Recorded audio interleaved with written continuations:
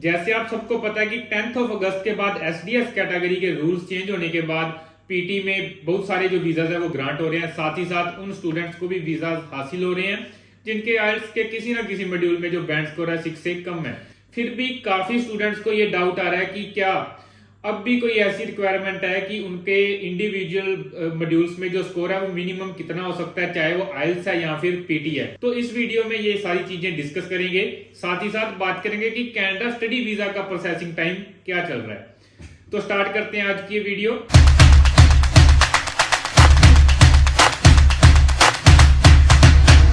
Hello everyone, hope you are fine. This is Jaspreet Deol from aware visa immigration. सबसे पहले मैं आपको बताना चाहूंगा कि at present Canada study visa का जो सक्सेस रेट है वो बहुत ही ज्यादा बढ़िया चल रहा है। मोस्टली सभी स्टूडेंट्स को जो वीजाज हैं वो हासिल हो रहे हैं। तो अगर बात करें कि पीटी पे अगर आपने अब न्यू एसडीएस कैटेगरी में फाइल लगानी है तो आपका स्कोर क्या होना चाहिए, तो आप सबको ये तो पता ही है कि आपका जो ओवरऑल स्कोर है वो पीटी में 60 होना चाहिए।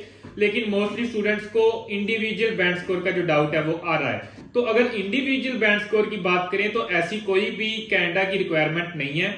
ये जो इंडिविजुअल स्कोर की रिक्वायरमेंट है ये अब सिर्फ एडमिशन के दौरान मैटर करती है। जो भी कॉलेजेस यूनिवर्सिटीज की इंडिविजुअल बैंड स्कोर की रिक्वायरमेंट है उन यूनिवर्सिटीज और कॉलेजेस के अंदर, लेकिन एम्बेसी में इस तरह की कोई भी दिक्कत नहीं है। आपके सिर्फ पीटी में ओवरऑल 60 या इससे ज्यादा स्कोर होना चाहिए। नो मैटर आपके किसी भी जो मॉड्यूल में जो स्कोर है वो 50 से कम है या फिर वो 45, 46 या 47 है, फिर भी अगर आपका ओवरऑल 60 स्कोर बन रहा है तो आपकी जो वीजा एप्लीकेशन है वो एसडीएस कैटेगरी में ही लगेगी। और ये देखने को मिल रहा है कि जिन स्टूडेंट्स के ओवरऑल 60 है लेकिन किसी ना किसी मॉड्यूल में बैंड स्कोर 50 से कम है पीटी के अंदर, तो उनको भी एट प्रेजेंट जो वीजा है वो बहुत ही इजिली हासिल हो रहा है अगर वो अपनी एप्लीकेशन सही प्रोग्राम के अंदर प्रॉपर जस्टिफिकेशन के साथ लगा रहे हैं। अब दूसरी ओर अगर आइल्स वाले स्टूडेंट्स की बात करें तो सेम एज पीटी, जैसे पीटी में ओवरऑल 60 की रिक्वायरमेंट है, इसी तरह आइल्स में सिर्फ ओवरऑल 6 बैंड स्कोर चाहिए और आपकी जो वीजा एप्लीकेशन है वो एसडीएस कैटेगरी में लगेगी।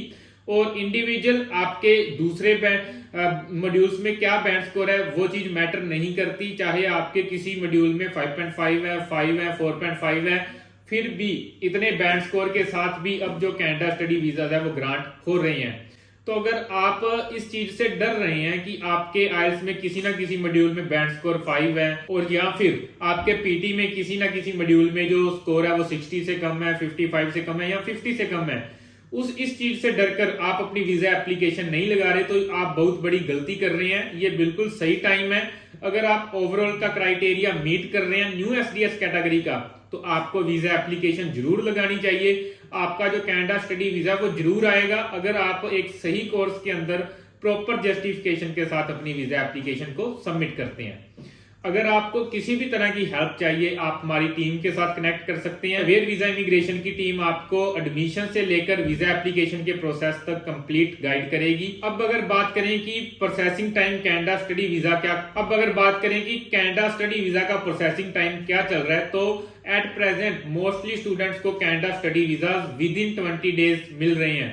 लास्ट मंथ ये जो प्रोसेसिंग टाइम था वो मोस्टली स्टूडेंट्स के केसेस में अराउंड 30 डेज था, लेकिन एट प्रेजेंट ये कहीं ना कहीं 5 to 10 डेज डिक्रीज हो चुका है। और इस मंथ हमारे 4 वीजाज आ चुके हैं। ये चारों वीजाज हैं जो वो विद इन 20 डेज ग्रांट हुए हैं।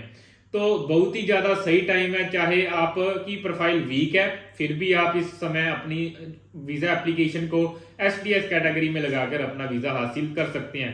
तो देर मत कीजिए, आज ही हमारे नीचे दिए गए नंबर्स पे कांटेक्ट कीजिए और अपना कनाडा स्टडी वीजा जल्दी से जल्दी हासिल कीजिए।